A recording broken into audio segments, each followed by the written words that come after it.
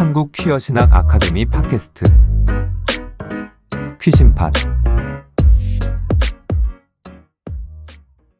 네, 한국 퀴어 신학 아카데미가 보내드리는 퀴신판. 안녕하세요. 저는 강민이고요. 샘물입니다. 구상균입니다. 스누피입니다. 네, 반갑습니다. 자, 오늘은 뭐 바로 들어가 보죠. 첫 번째 순서 우리 샘물님께서 퀴어 뉴스 정리해 주시겠습니다. 뉴스.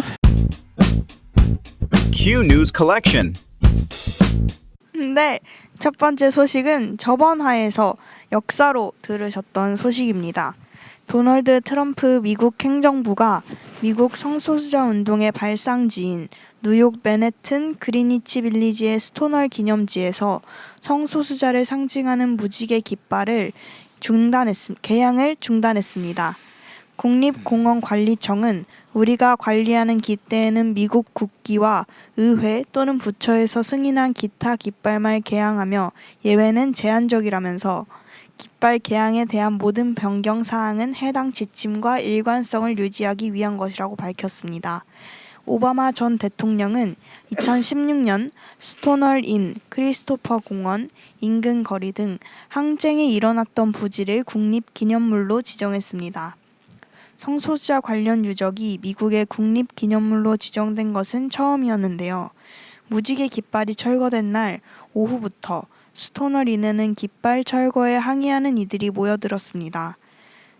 그때 맨해튼 자치구청장은 공무원과 시민들이 12일 트럼프 행정부의 결정에 반대하는 시위를 벌이고 스토널 기념물에 다시 무지개 깃발을 개양할 것이라고 밝혔습니다. 네, 여기까지 첫 번째 소식이었습니다. 또 들어도 열받네요. 네, 되게 말이 안 된다고 저는 생각했던 것 같아요. 보면서도 안 믿기는. 우리가 한번 생각해 볼까요? 그러니까 그 지금 얘네들이 말하는 논리가 그런 거잖아요. 그러니까 공공 현장에 공공재에 비공공재를 해놓을 수 없다. 그렇죠. 뭐 이런 얘기잖아요. 여기 대해서 우리는 뭐라고 대응을 할 수 있을까요? 근데 저는 그거랑 관련해서 되게 웃겼던 게 그건 것 같아요. 오바마는 그 항쟁이 일어났던 부지를 국립기념물로 지정했는데 그 똑같은 뭐 나라에서 했다라는 이유로 그렇게 한 걸 보니까. 그러니까 저는 이 뉴스를 보면서 그런 생각을 해봤었거든요. 그 왜 조선시대에 보면 조선시대 되게 우리나라 여기저기 것 중에 서원이라는 게 있잖아요.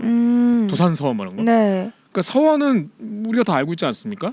그게 많은 사람들이 가서 공부하는 데가 아니죠.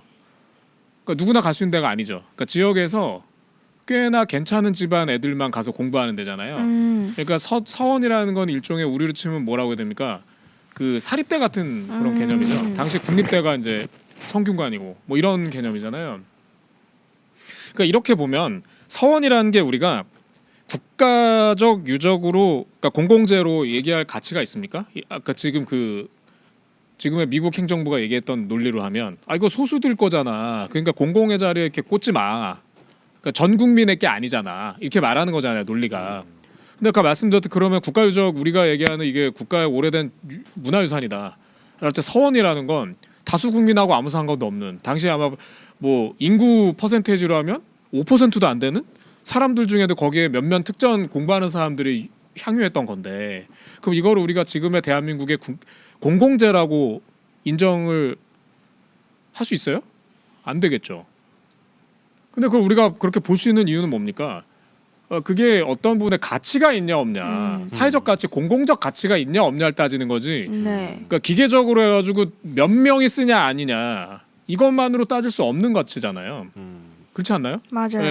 그러니까 그렇게 보면 스토널 항쟁이라는 이야기는 물론 말한 대로 뭐 그게 미국 전체 국민에서 사회적 소수자가, 그러니까 성소수자가 몇 명이다, 몇 퍼센트다라는 건 뭐 정확히는 알 수 없지만 뭐 절대 대다수가 아닐 가능성이 있죠. 근데 그렇다 하여 그것이 그냥 그런 기계적인 인구 대비 몇 명 대비 몇 명이기 때문에 공공재가 아니다 이렇게 말할 수 있는가?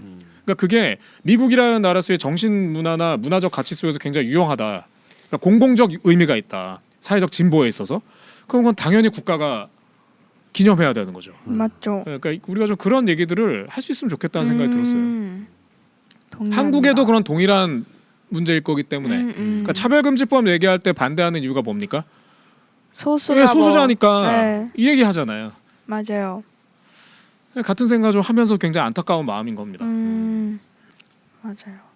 트럼프가 하는 것들을 보면서 너무 노골적이라 더 이렇게 어안이 벙벙해지는 맞아요. 느낌이 있는 거죠. 네. 이게 교묘하게 하는 것도 아니고 대놓고 그냥 난 차별할 거야. 정말 뭐 이런. 대놓고 어. 어떻게 그럴 수가 있을까? 참 그래서 더 약간 황당하고 어안이 벙벙한 맞아요. 느낌이 드는 것 같아요. 손흥민은 한마디 해주시죠. 한마디. 중간 선거를 할 수 있을까요, 없을까요? 중간 선거요? 중간 선거를 그러니까 넘어갈 수 있냐 트럼프가? 미국 할까요, 말까요? 아 선거 자체를 네. 아, 트럼프가 선거를 셧다운해. 생각도 못했다. 트럼프의 그 전략 중 리스트 중에 하나죠. 그런다고 들었어요. 선거를 왜 하냐? 헐. 내가 아. 이렇게 잘하고 있는데. 와. 그리고 지금 그런 얘기도 있잖아요. 그게 시나리오 1이고 시나리오 2는 뭐야? 지금 이제 왜 걔네 상에 바로 이어서 못 하잖아. 그러면 부통령을 세워요. 그 부통령이 선거에 나와. 그리고 부통령이 당선이 돼. 아니 다른 대통령이 나와. 그 대통령이 나오는데 그 사람이 당선이 돼. 근데 그럴 때 트럼프가 부통령으로 나오는 거야. 대통령은 안 되는데 부통령은 될 거 아니에요. 근데 그렇게 하고 이 대통령은 공약이 뭐냐면 난 대통령이 되면 난 사임한다. 그래서 부통령에게 권한을 위임하겠다라는 걸로 이 사람 공약으로 나온다는 거예요. 와 미친 그런 거 아니 와. 그런 얘기가 아주 공공연하게 나오고 있어요. 공공연하게 있어요. 네. 세 번은 안 되니까 자기가 근데 더 하고 싶어. 합법적으로 할 수 있는 최악이에요. 방법이 뭐가 있을까? 아. 고민해 보니까 내가 부통령으로 나가고 대통령은 딴 사람을 시켜. 그 사람 사임해. 그 사람 사임해. 그럼 내가 대통령이야. 이 초등학교 반장 선거도 이렇게는 안 하거든요. 아니, 초등학교 반장 선거에 대한 비하 발언이죠. 아 죄송합니다. 그 예전에 그 마약왕이었던 그 파블로 에스코바르가 콜롬비아의 의원에 당선되기 위해서 똑같은 방법을 써서 당선됐어요. 그래요? 네. 그래서 자기가 이제 그 조력자로 나오고 대표로 한 명 세운 다음에 어허. 당선되자마자 그 사람 사임했어요. 그래서 이 사람이 그거를 승계하는. 네. 아. 그래서 파블로 에스코바르가 한때는 콜롬비아의 국회의원이 된 적이 있어요. 마약왕의 전철을 따를 것인지. 이 양아치들은 이 생각하는 게 똑같구나 어느 나라나. 와 진짜 어떡하지? 진짜. 정말 믿기지 않는 소식들이었습니다. 그래요. 그러면 두 번째 소식 바로 전해드리도록 하겠습니다. 캔자스주에서 운전면허증과 출생증명서에 트랜스젠더 정체성을 인정하지 않는 법률을 시행한다고 합니다. 캔자스주는 정부 문서에 성 정체성을 표기하는 것을 제한하는 다른 주들의 규제보다 더 강력한 새로운 법률을 통해서 트랜스젠더 주민이 소지한 운전면허증과 출생증명서를 무효화할 예정이라고 합니다. 개수가 한 1,700개 정도 된다고 하는데요. 원래 기본 법안의 내용은 출생 시 지정된 성별 이외의 성별을 문서에 기재하는 것을 금지하고 그와 상반되는 성 정체성을 반영하는 모든 문서를 무효화합니다. 그런데 캔자스주의 법은 이에 더해서 이전에 이루어진 변경 사항까지 다시 되돌리도록 요구합니다. 그래서 캔자스주 정부에서는 그 약 1,700명 정도의 운전면허증 등을 취소하고 최대 1,800명에게 새로운 출생증명서를 발급할 예정이라고 합니다. 트랜스젠더 주민들에게 운전면허증이 더 이상 유효하지 않으며 새 면허증을 발급받기 위해서 지역 면허사무소에 방문해야 한다라는 사실을 우편으로 통지할 가능성이 높다라고 밝혔습니다. 그런데 주의회는 또 해당 비용을 충당할 예산을 배정하지 않았기 때문에 각 개인이 그 면허증 발급 비용을 부담해야 한다라는 소식입니다. 와. 이건 역시 믿기지 않는 소식입니다. 웬만하면 소급 적용이 안 되는데 네. 이거는 다 전수. 근데 소급 적용 자체가 그 불법이 아닌가? 말이 안 돼. 모르겠어요. 지금 그러니까 미국은 주마다 굉장히 맞아요. 달라가지고 맞아요. 야 이런 주 저런 주 다 있지만 참 별일이 다 일어납니다. 네. 확실히. 캔자스주도 굉장히 보수적인 데죠. 중서부 쪽 찾아보니까 뭐 중서부 중부지방에. 쪽에 저희도 거기도 제가 알기로는 1960년대 중반 이후인가로부터 뭐 의회 거기에 의회 뭐 이런 데서 한 번도 그러니까 다수석을 공화당이 놓친 적이 없는 우리로 치면 거의 뭐 경상북도나 뭐 대구 같은 그런 느낌인가 봐요. 그래서 어떻게 하지 정말? 그래서 다시 되돌린다라는 것도 모자라서 그 비용도 개인이 부담해야 된다. 이걸 보고 아니 지네가 정해놓고 예, 왜? 진심인가? 이게 뭐지? 아, 정말 막 나가는구나. 네. 막 나. 꼼꼼해요. 진짜 장난한다 정말 와. 씨. 그런 네. 미국을 보면 우리보다 몇 발 앞서 있는 법이 있는가 하면 우리보다 훨씬 더 우리나라보다 장난치고 있는 법이 후퇴적인, 많은 거죠. 후진적인 네. 그런 것들도 있는 것 같고. 그때 퀴어시나 아카데미에서 켄잔주 주지사한테 항의 공문 한번. 무슨 한 편마다 공부하는 좋습니다. 그러면 이제 캔자스주에 대한 소식이었고요. 그래서 미국이 하루빨리 다시 성소수자들이 일상을 살아갈 수 있도록 정상국가 네. 잘 바뀌었으면 좋겠다는 바람을 가지고 마무리합니다. 네, 감사합니다. Into the queer theology. 자, 이번 시간은 우리 퀴신팟의 정체성이죠. 고상균의 사사 쇼! 좋습니다.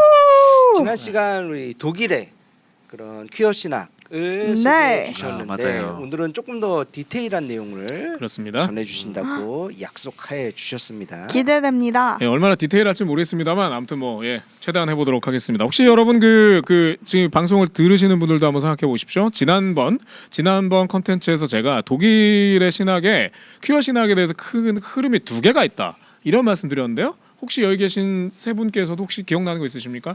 첫 번째 조직 조직 신학. 신학적 그렇습니다. 그럼, 조직 신학적 접근이 있다. 두 번째는요? 실천 신학. 실천 그렇습니다. 신학, 목회 예, 그 신학적. 교회 현장이나 목회 현장 그리고 사회라는 곳에서 교회의 사회적 역할, 그러니까 이런 부분에 목회적으로 어떻게 고민할 거냐, 다시 말해 실천 신학적 접근을 어떻게 할 거냐 이런 어떤 신학적 두 개 주제가 있다라는 말씀을 드렸고요. 어우, 꽤 시간이 지났는데 잘 기억하고 계시네요. 장난 아니시네요. 그럼요. 그렇죠. 훌륭하고요. 아마 여기 지금 듣고 계신 분들께서도 혹시 내가 기억이 안 난다 당황하지 마시고 이전 컨텐츠를 한 번 더 들으시면 됩니다. 두 번째 질문은 뭐냐면 그때 그러면서 그런 부분을 이렇게 선도하거나 대표하는 학교가 3개가 있다라는 말씀을 드렸는데 혹시 학교 이름이나 지역이 생각나는 데 있으십니까? 세 분? 베를린 대학. 베를린 자유대학이라는 얘기를 했고요. 그거는 이제 종교 철학적인 부분에서의 어떤 어프로치, 퀴어 이론이나 퀴어 신학적을 어떻게 바라봐야 되냐라는 얘기가 있다라는 걸 하나 있습니다. 나머지 혹시 생각나는 데 있으신가요? 민스터대. 아, 훌륭하십니다. 민스터대는 그때 말씀드릴 때 가톨릭과 개신교라는 부분에서 에큐메니컬적 접근해서 동성애나 성소수자에 대해서 우리가 어떻게 봐야 되냐라는 얘기를 하고 있다라는 말씀을 드렸죠. 그거 외에 또 하나는 사실 좀 어려워서 아마 여러분 기억을 못 하실 텐데요. 그 부퍼탈 베텔. 네, 그러면서 제가 네. 얘기했었던 이걸 뭐라고 번역해야 될지 모르겠는데 하면서 이렇게 뭐 고등 신학교다 뭐 이렇게 표현했었던 부퍼탈 베텔 학교 신학교입니다. 오늘 설명드리려고 하는 거 이 부퍼탈 베텔 학교를 중심으로 활동하셨고 지금은 거기 말고 스위스의 바젤 대학으로 자리 옮기신 안드레아 필러 교수님, 선생님에 대한 그분의 어떤 학문적인 어떤 부분을 얘기해 보려고 합니다. 아까 제가 지난번에 말씀드릴 때 부퍼탈 베텔 대학교의 관심이 실천신학적 접근이다라는 얘기를 한 적이 있습니다. 그러니까 이분도 그래서 안드레아 교수도 그런 부분에서 실천신학적 접근에 되게 천착하는 신학적인 방향을 갖고 있어요. 그러니까 이 사람은 그 학문적인 과정이 몇 가지 과정인데 첫 번째는 뭐냐면 이것도 지난주에 얘기했습니다만 독일 신학에서 되게 중요한 흐름 중에 하나는 2차 대전 이후에 2차 대전에 대한 반성적 성찰입니다. 여러분 아시겠지만 2차 대전이 벌어질 때 2차 대전을 벌였던 정당은 어디죠? 나치죠. 근데 나치가 쿠데타로 국가를 점령했습니까? 그렇지 않습니다. 합법적인 법률적 합법적인 선거를 위해서 했고요. 그렇게 해서 선거로 획득된 권력을 가지고 얘네들이 헌법을 개정하죠. 그 개정도 국민 투표를 통해서 합법적으로 했습니다. 그 국민 투표의 내용이 뭐냐? 그 우리가 히틀러 그리고 총통이라고 하잖아요. 그러니까 총통을 세우고 종신제로 간다. 이런 그러니까 다시 말해 독재 정권으로 간다라는 게 쿠데타가 아니었어요. 그냥 국민들이 좋아요 이렇게 했습니다. 왜냐 그 전 정권이 1차 대전이 끝나고 그러니까 1차 대전을 하면서 독일이 엄청난 전쟁 배상금을 물고 이렇게 하게 되잖아요. 그러니까 국가는 전쟁에 졌는데 주변에 전쟁 배상금을 막 물어야 되니까 너무 국가가 허덕이죠. 허덕허덕 하고 있는데 그나마 다른 나라들은 영국이나 프랑스 같이 잘 나가는 제국주의 국가들은 본인의 자국의 산업이 조금 어렵더라도 어떻게 할 수 있습니까? 식민지에서 끌어다 쓰면 됩니다. 그러니까 거기서 뭐 원료 완전 공짜죠. 그다음 우리 원료 갖다 놓고 만들잖아요. 그런 다음에 그 나라에다 갖다 팔아먹죠. 그러니까 이걸 플랜테이션 산업이라고 하잖아요. 그러니까 원료 값싸게 갖다 놓고 만들어가지고 고부가가치 산업을 만들어서 그거를 다시 그 나라에다 갖다 파는 방식. 이렇게 하니까 먹고 사는데 문제가 없죠. 근데 독일 같은 후발 제국주의 국가는 그리고 1차 대전에 졌잖아요. 이렇게 되면서 외부에 있는 그나마 몇 개 없었던 식민지도 다 뺏겨갑니다. 빼앗겨 버리죠. 그 대표적인 데가 우리 여기 한반도에 가까운 데 있죠. 어디? 칭다오. 중국의 칭다오가 독일의 조차지였잖아요. 근데 이런 데들이 1차 세계대전이 끝나면서 거기를 다 뺏겨버리죠. 연합국에. 그러니까 이런 식으로 독일이 다 쪼그라들게 되면서 그런데 돈은 어마어마하게 물어야 되잖아요. 그러니까 이러면서 국가가 말할 수 없이 비참한 상태가 되는 거예요. 근데 이제 이때 이걸 좀 그래도 우리가 뭘 좀 잘해봐야 되잖아라고 하던 이제 그런 게 이제 그 당시에 이제 공화국 바이마르 체제 뭐 이런 데가 이제 지나가고 하면서 거기가 그런 위기에서 제대로 효과적인 어떤 걸로 대처하지 못합니다. 근데 이때 여기에 이제 그 다수 정당으로 있었던 데가 사민주의 당이에요. 사회민주당. 그러니까 우리가 볼 때는 그래도 좀 진보적인 정당이었던 거죠. 근데 이런 진보적인 색채나 사회주의 계열의 이런 데들이 사회적 위기, 특히나 경제적인 부분에 있어서 전혀 대안을 주지 못했던 겁니다. 그러니까 이렇게 하면서 뭔가 이게 가치는 뭔가 뭐 노동자를 위하여 가난한 사람을 위하여 이렇게 말하는데 가난한 사람 노동자 좀 죽어가는데 이거에 대해서 전혀 대책이 없었던 거죠. 그러니까 이렇게 될 때 거기를 하나하나 점령에 들어갔던 게 나치였던 겁니다. 그래서 나치는 딱 이렇게 표방했던 게 우리 그 사회주의 걔네 웃기지 않냐? 걔네 이상하지 않냐? 그러면서 구구가 쫙 점령하게 들어가기 시작했죠. 그러니까 이렇게 하면서 뭘 했냐? 얘네들은 우리 저기 뭐 저런 거 안 해. 그러니까 뭐 그 이상한 거 보편적 복지 이런 거 안 해. 이렇게 하고요. 국가 주도로 우리가 산업을 일으킬 거야. 이렇게 합니다. 그러면서 그 중공업 정책을 취해요. 그 중공업 하면 뭐 하죠? 막 강철, 재련 이런 거 하잖아요. 그러니까 그런 거 하면서 국가가 회사를 돌리니까 어떻게 돼요? 그 전에는 뭐 돈벌이가 없잖아요. 근데 국가가 막 중공업 만들고 자동차 막 만들고 이거 하니까 옛날에 비해서 직업이 생기는 거죠. 그럼 월급을 받잖아요. 그러니까 이게 노동자 입장에서 볼 때 나치 잘하네 이렇게 됐던 거죠.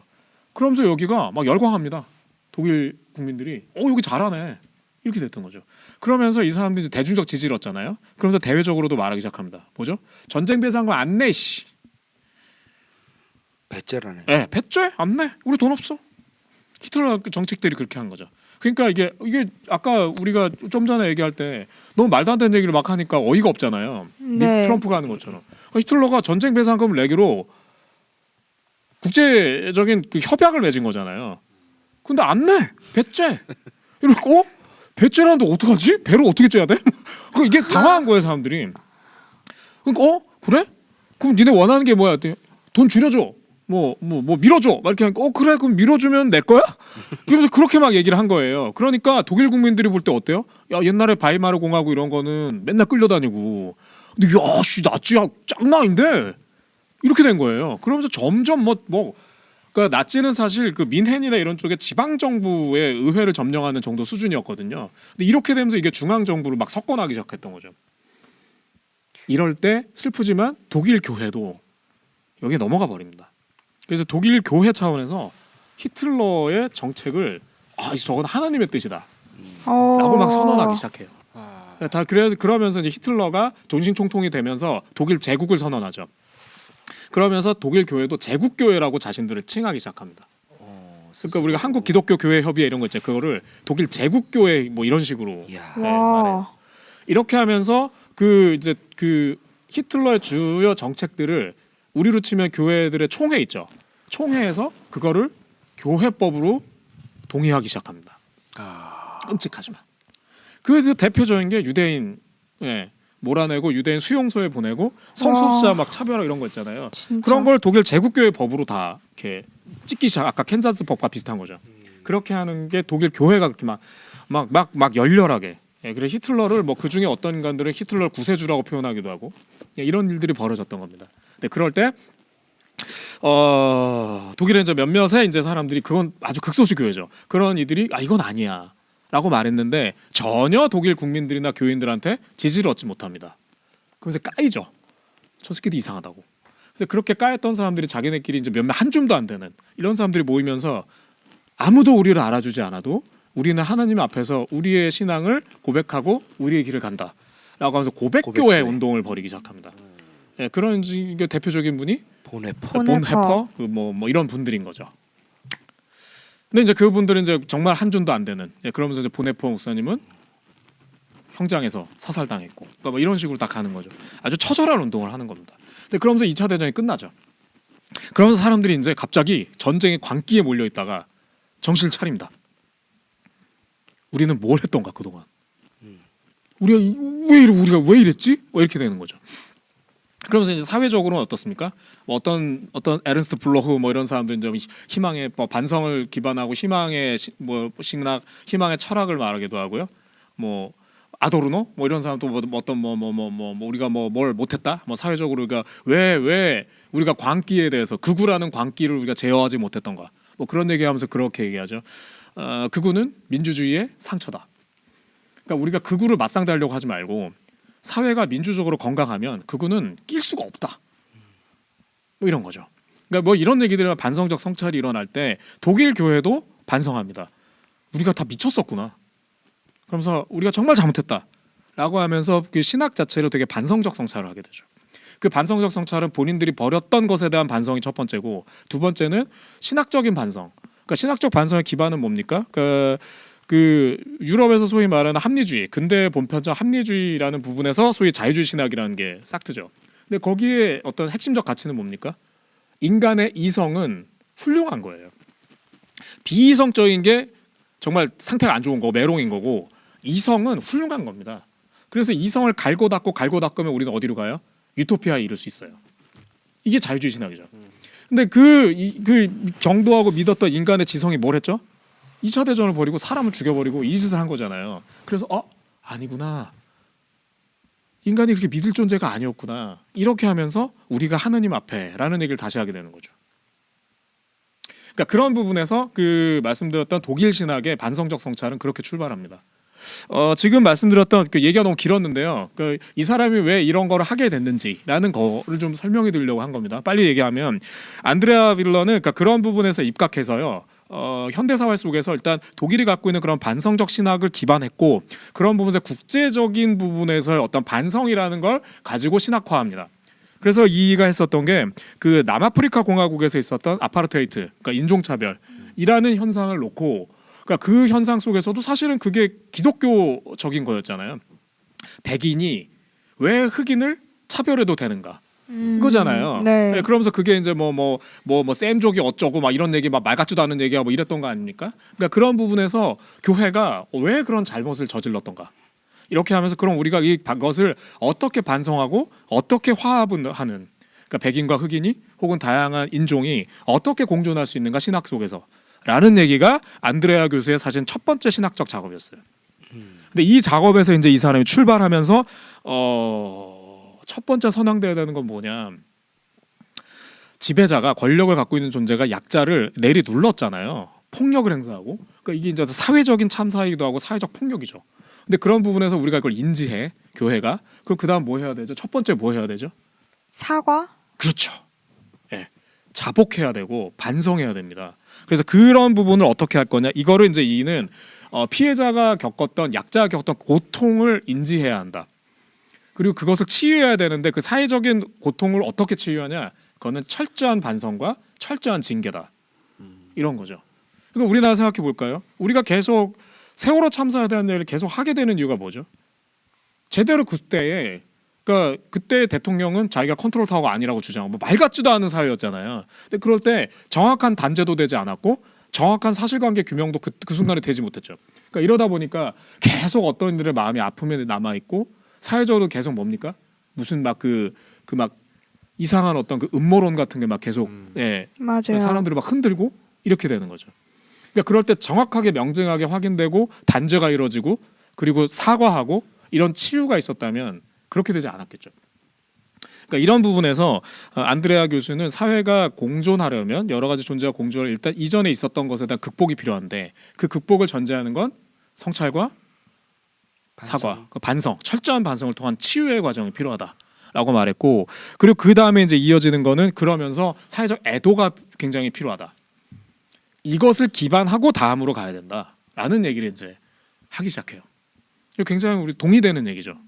그러니까 그런 부분에서 이는 아까 말씀드렸던 아파르테이트라는 다른 나라에 대한 이제 고민으로 갔다면 이게 그럼 독일 사회에선 지금 어떤 의미가 있냐라고 얘기한 게 지난번에 말씀드렸습니다만 이미 독일 사회가 되는 이주인들을 통한 다문화 사회로 되어 있는데 그럼 말씀드렸던 아파르테이트 같은 인종차별이라는 게 지금 독일 사회는 없냐? 너무 있죠. 독일을 그 여행하는 사람들도 가끔 그런 걸 느끼는 사람들이 있거든요. 어디 식당 같은 데 갔는데 거기서 이렇게 서빙해 주신 분이 이 테이블에 오질 않아요. 그러니까 왜 독일이라는 나라가 띵동을 하거나 부르거나 이럴 수 있는 나라가 아니잖아요. 근데 안 와. 그럼 어떡해. 이게 인종차별인 거죠. 근데 대놓고 인종차별하는 게 아니죠. 왜 안 왔냐 물어보면 몰랐어요. 이러면 끝나는 거니까요. 그러니까 이런 것들을 막 경험하는 게 지금도 사실은 되게 비일비재하고 사실은 이제 그 최근에는 그 뭡니까 그 코로나 19의 시대를 지나가면서 초기에 백인들에게 어떤 공포가 있었죠? 중국발이다 저거. 이렇게 되면서 아시안, 특히나 동아시안들에 의해서 코로나가 퍼졌다. 이것 때문에 그 독일이나 뭐 프랑스, 영국 이런 데서 아주 대놓고 그 이 동아시아인들에 대한 차별.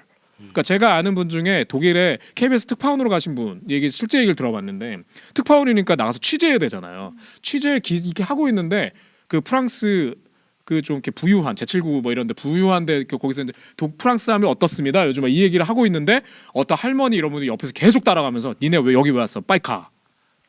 막 이렇게 계속 그러니까 그런 걸 직접 경험하는 KBS 카메라 이렇게 하고 있는데도 막 그러고 있는 상황. 그러니까 이런 거죠. 그러니까 그런 일들이 지나갈 때 말씀하셨던 안드레아 이런 이들이 우리가 뭐 다른 데를 아파르테이트 뭐 남아프리카고 이거 말할 게 아니라 독일 안에서 우리는 지금 그런 부분이 다문화적인 부분을 관용하고 있는가? 우리는 옛날에 그렇게 해서 우리가 악마적인 짓을 했는데 우리는 지금 거기에 대해서 반성적 성찰을 잘하고 있나? 라는 이야기하면서 독일 사회에 대한 부분을 반성적으로 봐야 된다. 그리고 지금 우리 사회 속에서 이렇게 이주했다거나 노동자로 계시거나 어떤 사회적인 부분에서 특정층을 형성하고 있는 분들에 대하여 그이들이 갖고 있는 고통을 우리는 알고 있나 교회가? 그리고 그거에 대해서 우리가 반성하고 치유를 위해서 노력하고 있나? 뭐 이런 얘기를 시작했던 거죠.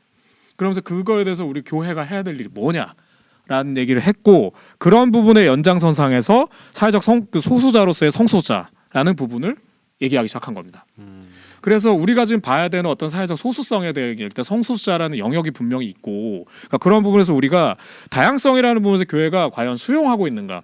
우리는 수용적 가치를 갖고 있는가? 실천적 현장에서 그러니까 교회의 언어, 교회의 예전, 뭐 교회의 구조, 뭐 신앙 고백, 기도문, 그러니까 이런 데서 우리는 대단히 이성애 중심적이거나 백인, 그러니까 독일 백인 이성애 중심, 소위 말하는 정상 가족, 그러니까 이런 부분에 의해서 뭔가 구조화되어 있지 않냐.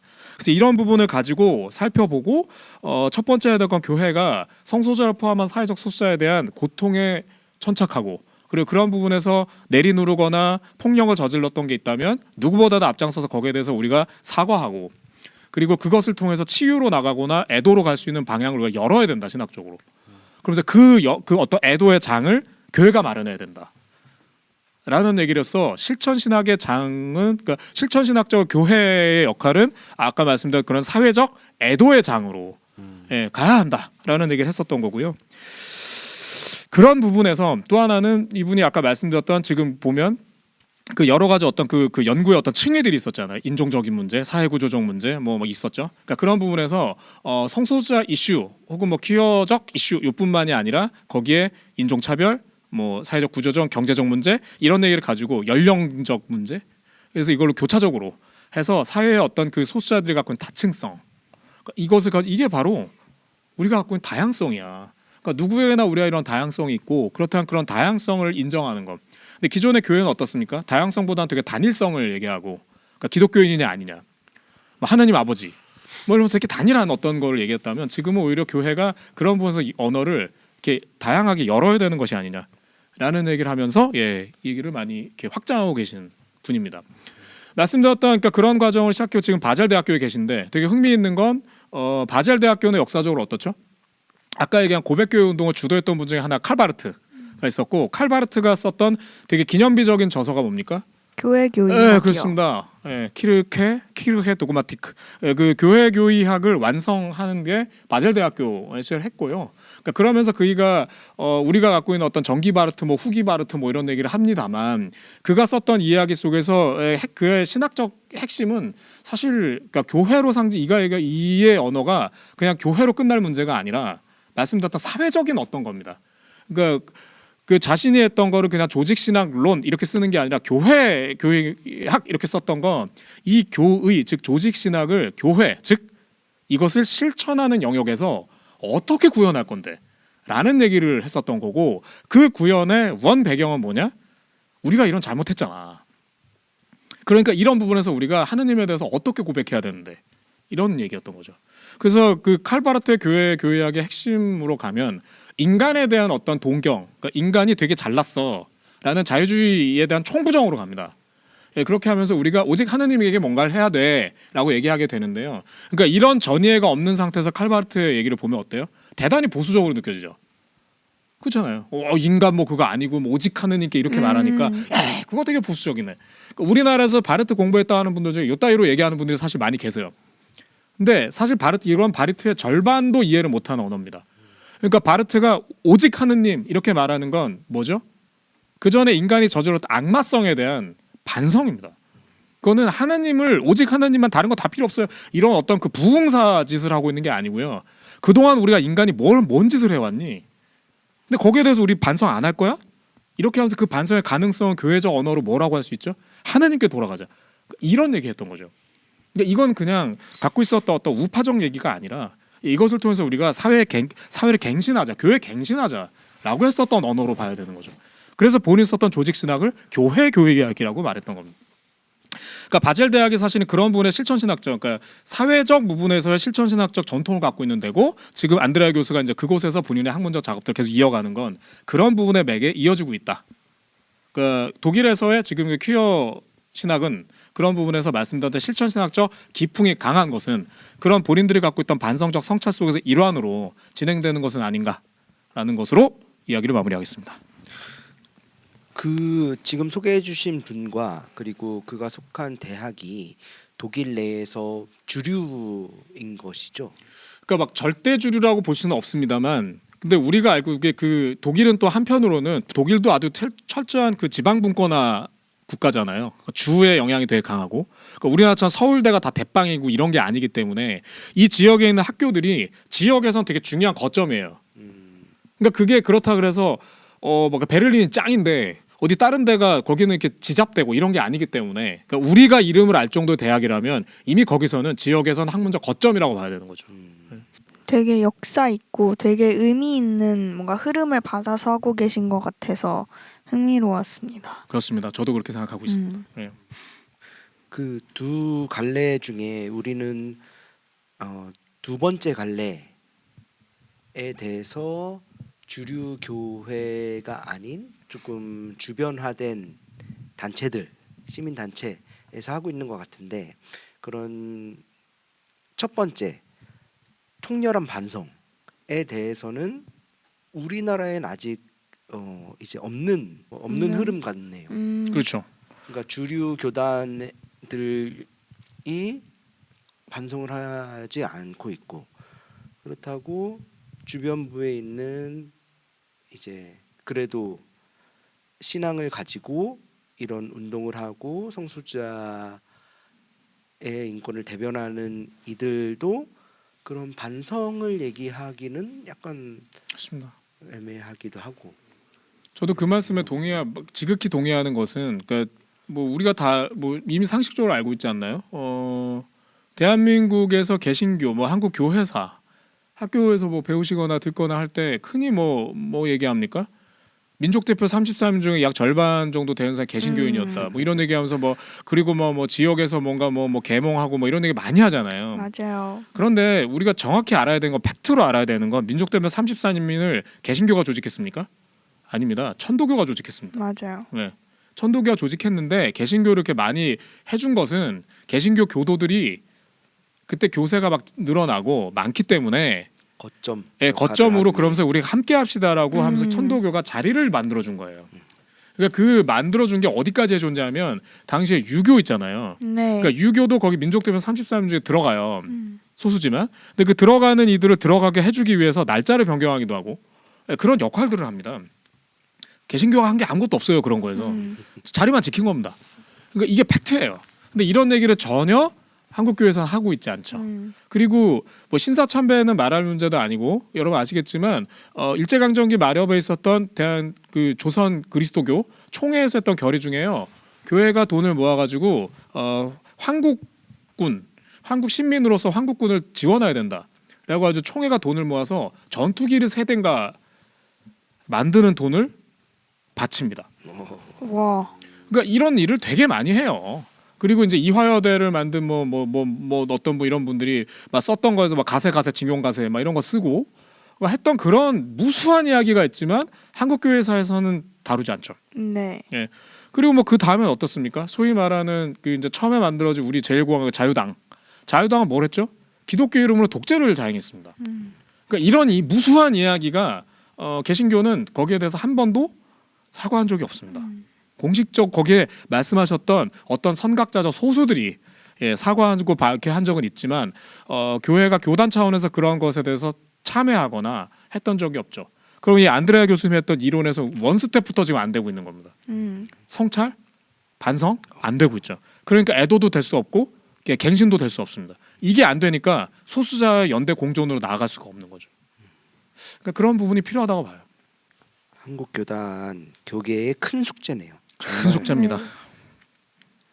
그래서 어떻게 보면 우리가 이걸 우리 한국교회 어떻게 해야 되는데라는 부분에서 이런 분들이 가지고 있는 어떤 그런 모델들 있잖아요. 이게 교회가 이렇게 가야 돼라는 부분의 모델로 우리가 한국적 모델로 고민해 볼 수 있는 학문적 작업이 아닌가 이렇게 생각이 되기도 합니다.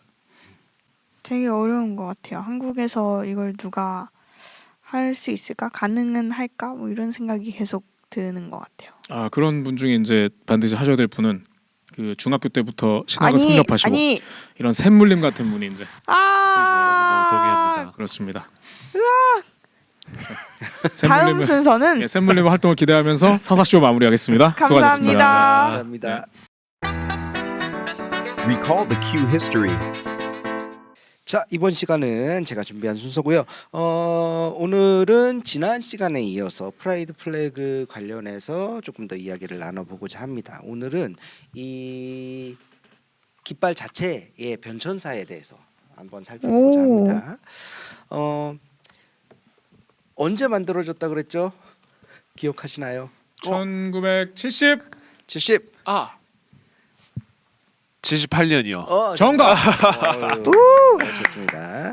길버트 베이커가 초기에 8가지 색깔로 먼저 시장기 디자인을 해서 이제 만들었고요. 8가지 색깔은 각각의 의미를 또 가지고 있다고 했습니다. 핑크 성적 지향, 빨간 생명, 주황 치유, 노랑 햇빛, 초록 자연, 터코이즈 예술, 남색 화합, 보라 정신.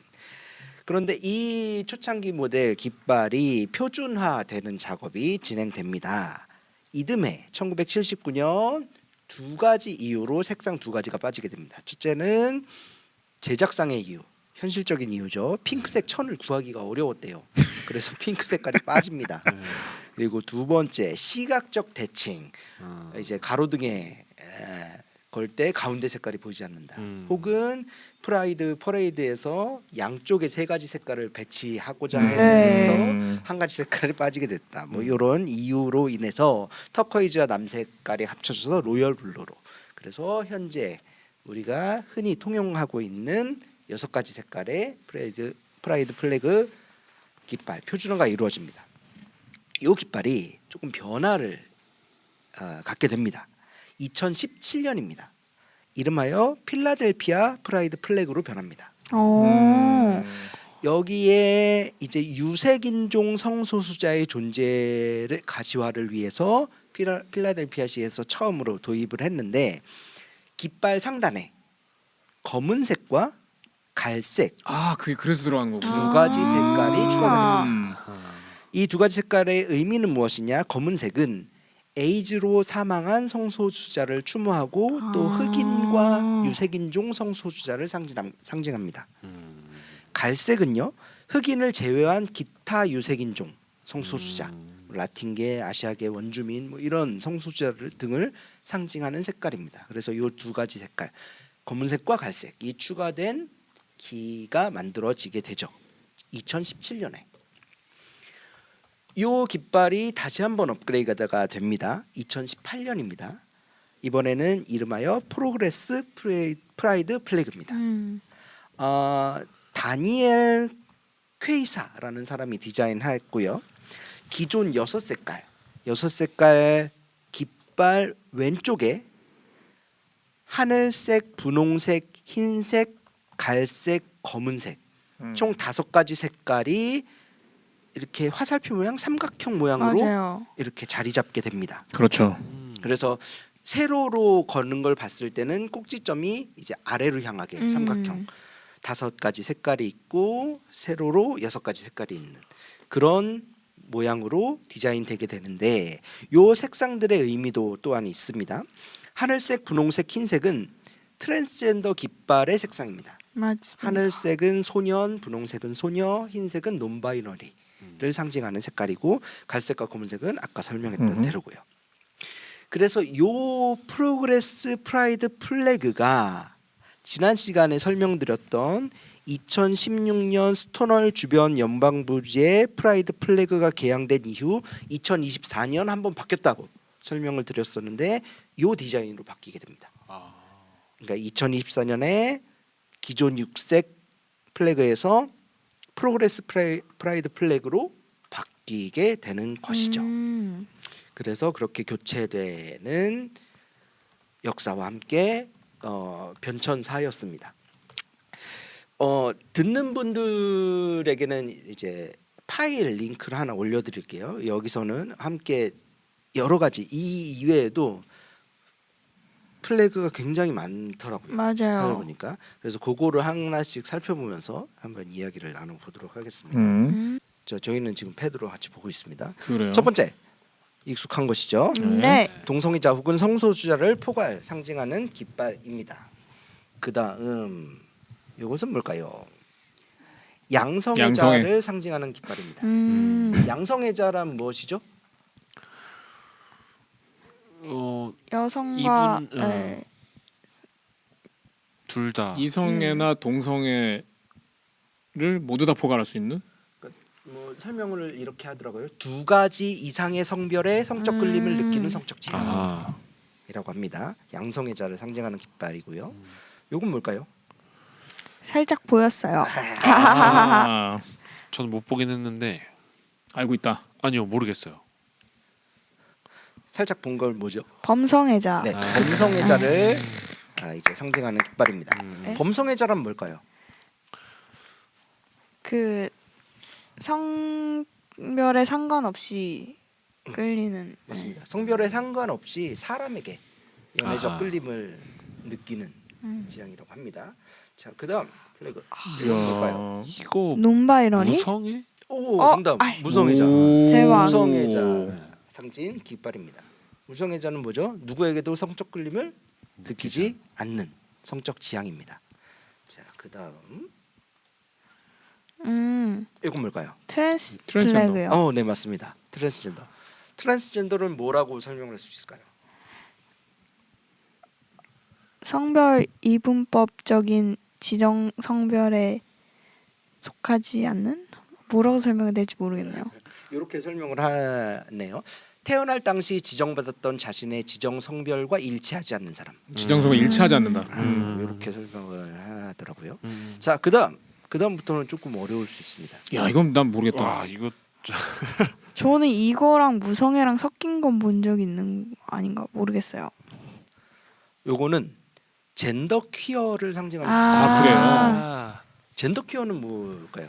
젠더 퀴어가 트랜스젠더인데 아니 어, 기본적으로는 그 트랜스젠더인데 이분법적인 거에 들어맞지 않는. 이렇게 설명을 하네요. 지정 성별과 성별 정체성이 일치하지 않고 이건 트랜스젠더랑 똑같죠. 그 성별 정체성이 남성도 여성도 아닌 사람이라고 합니다. 젠더 퀴어. 자, 그다음 깃발 보시죠. 그러니까 남성도 여성도 그러니까 본인이 남성도 여성도 아니라고 생각한다는 느끼는 거죠. 그렇겠죠. 그렇죠. 그러니까 이- 저같이 이렇게 하찮은 이 널리고 널린 이성애자의 마음으로는 이게 잘 이해가 안 되는 거죠. 이해를 해보려고 노력하는 거지 아, 사실 그렇죠, 잘 그렇죠. 모르는 그렇죠. 영역이라 그렇죠. 공부를 많이 해야 될 것 같습니다. 맞습니다. 자, 요거 다음 깃발입니다. 원불 이거 원불교 아니죠? 나랑 똑같은 생각했구나. 인터섹스? 오, 정답. 오 우와, 아니, 대단. 원불교 이런 거 얘기했는데 정말 대단합니다, 진짜. 죄송합니다. 인터섹스는 무엇일까요? 그 생물학적으로 약간 맞아요. 그 남성과 여성의 음. 몸을 둘 다 가지고 있는 네, 생식기가 네. 완전한 여성의 것도 완전한 남성의 것도 아니게 된 상태라고 음. 합니다. 요거는 진짜 모르실 것 같아요.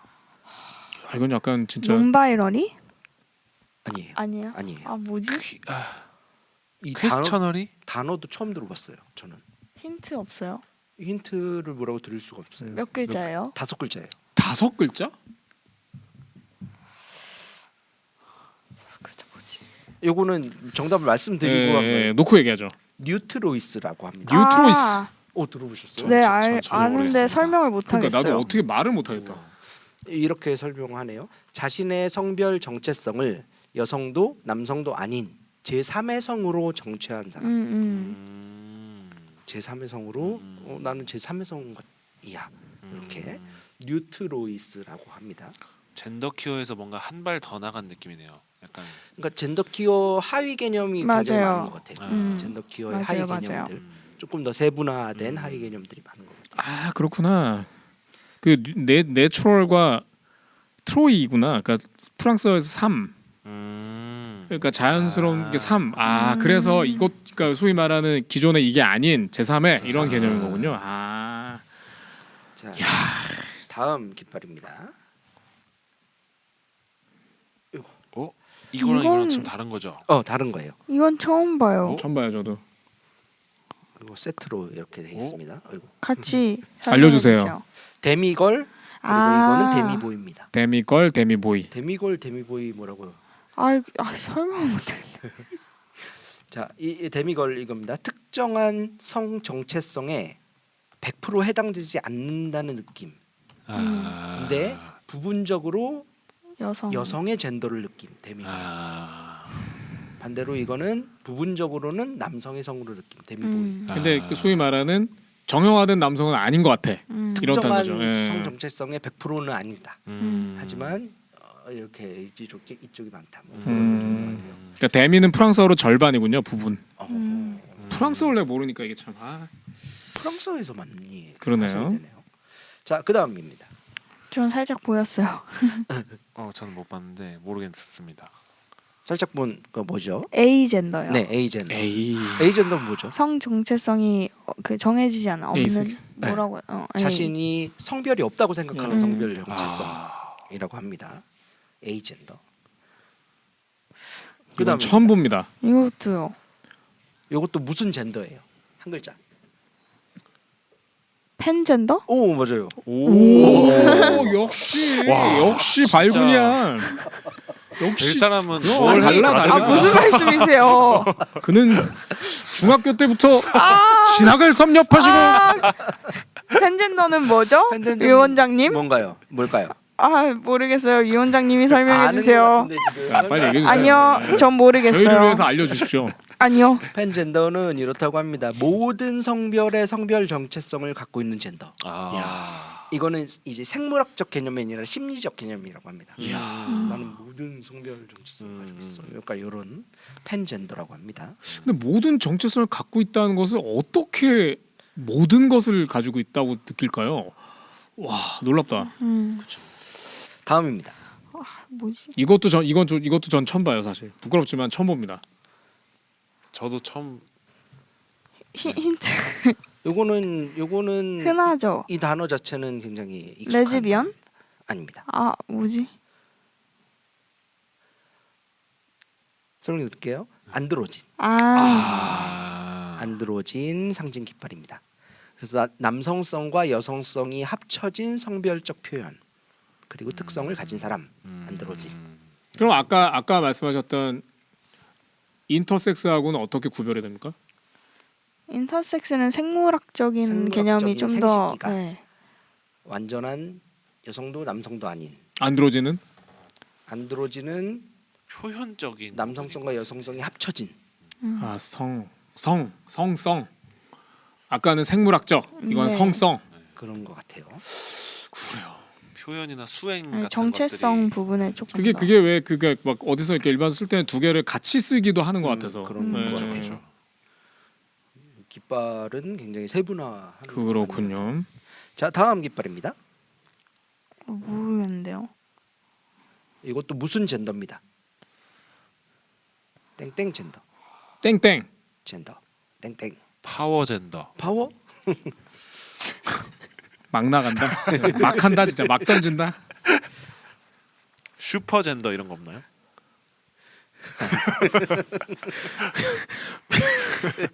교육위원장님께서 지금 아마 여러분은 지금 영상을 못 보니까 못 보셨겠지만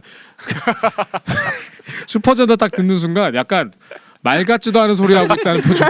3초간 말씀이 없었어. 설명해 주세요. 네, 자 설명해 주세요. 요거는 바이젠더입니다. 바이. 바이젠더는 뭘까요? 둘 다? 각각 분리되어 있는 완전한 남성 젠더, 완전한 여성 젠더를 가진 사람이라고 합니다. 바이젠더. 그럼 바이젠더, 바이섹슈얼은 뭐가 같은 거예요?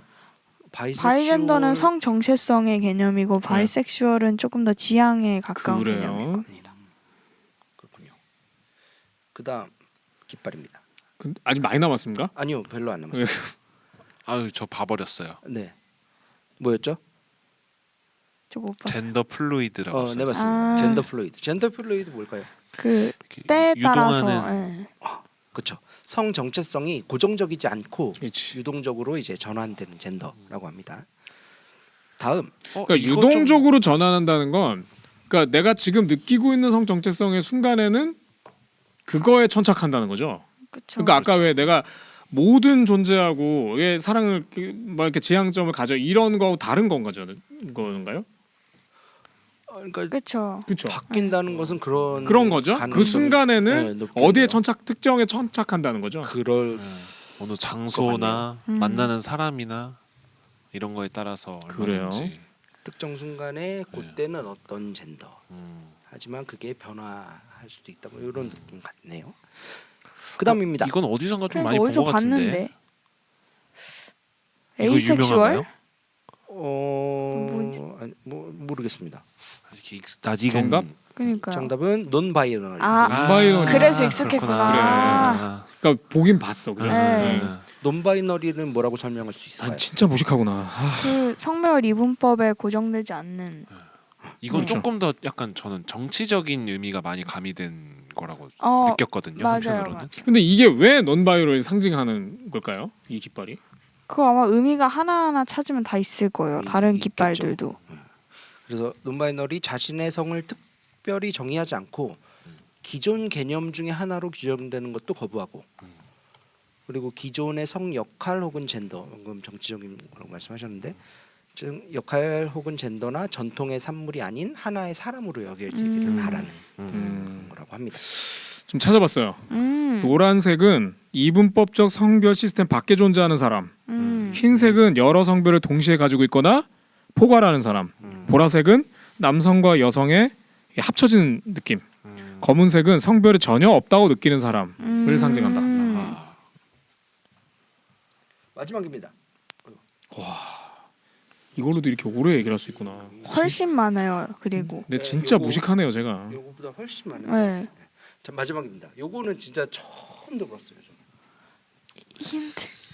처음 처음 전 들어봤어요. 포기하겠습니다. 몇 글자인가요? 네 글자고 무로 시작합니다. 무? 무. 무? 우리나라 말입니까? 아 나 이 말 아는데. 없을 무. 그래요?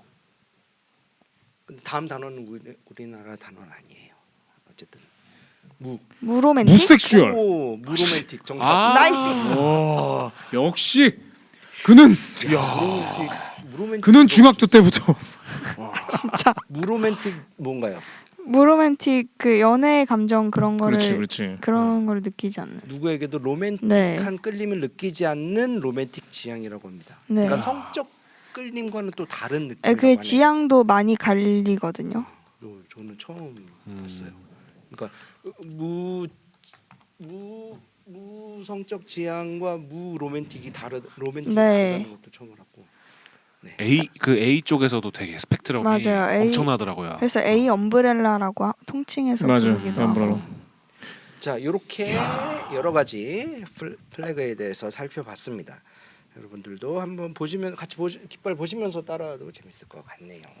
감사합니다. 감사합니다. 어. 오늘 많이 배웠네요. 네. 재밌게 많이 제가 배웠어요. 무식하다는 걸 다시 한번 느끼게 됐습니다. 저도 공부가 많이 필요하다는 걸 우리 중에 새삼- 제일 많이 하시는데 아니요, 저는 알아야죠. 정말 훌륭한 분입니다. 저희가 이런 분과 함께 아니, 자 다음 순서는 이런 자 다음 순서는 스누피님의 퀴어 문화 콘텐츠입니다. 이제 우리 퀴즈팍 진행까지 해주죠. 진행도 하고 아! 사사쇼도 하고 저 집 갈 준비도 하겠습니다. Queer in culture.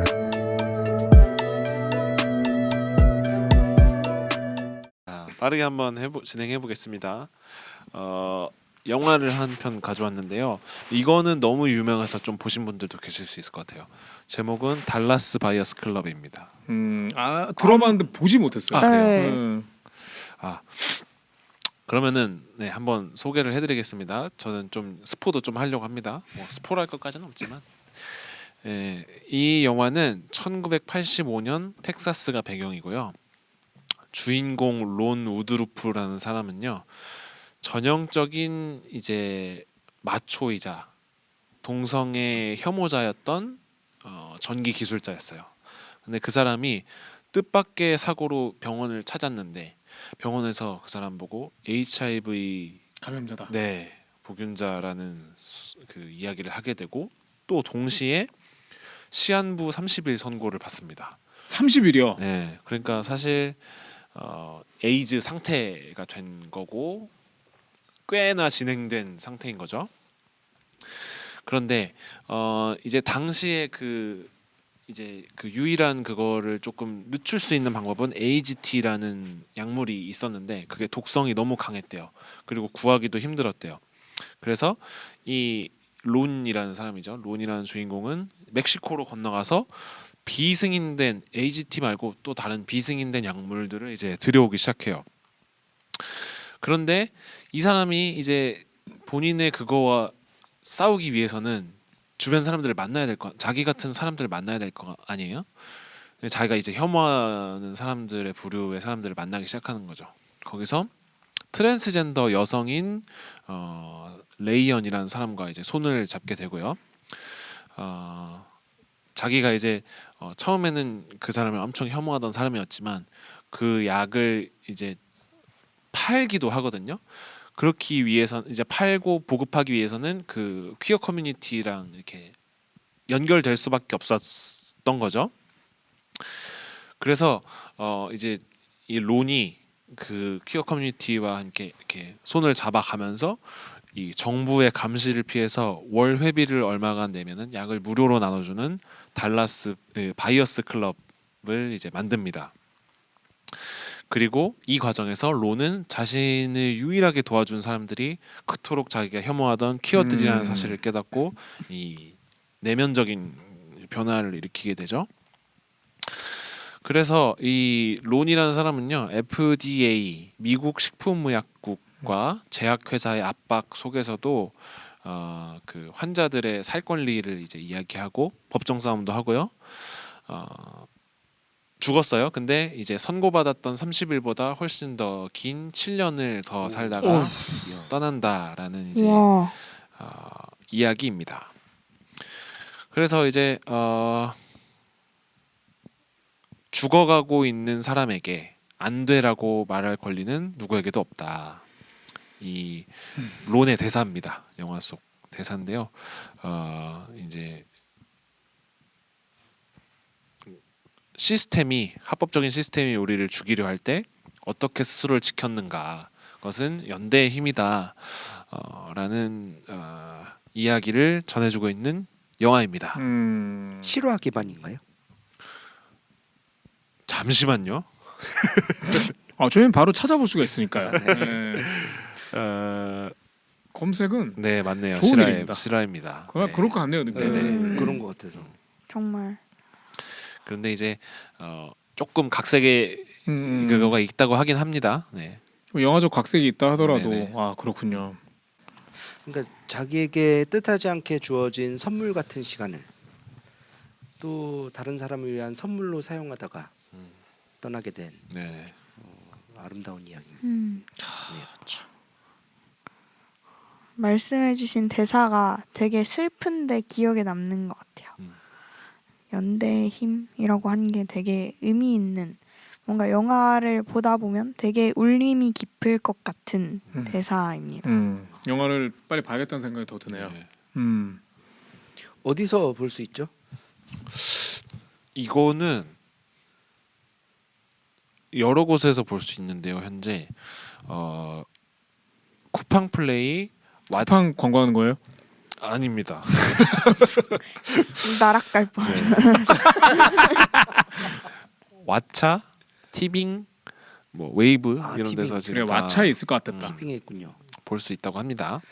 다시 한번 제목을 소개해 주시면 네, 달라스 바이어스 클럽입니다. 바이어스 클럽이 그거군요. 달라스 바이어스 클럽. 소개해 주셔서 감사합니다. 감사합니다. 네, 오늘 저희가 준비한 순서는 여기까지고요. 저희는 또 알찬 소식을 갖고 다음 달에 여러분들을 찾아뵙도록 하겠습니다. 감사합니다. 감사합니다. 감사합니다. 한국 퀴어 신학 아카데미 팟캐스트 퀴신팟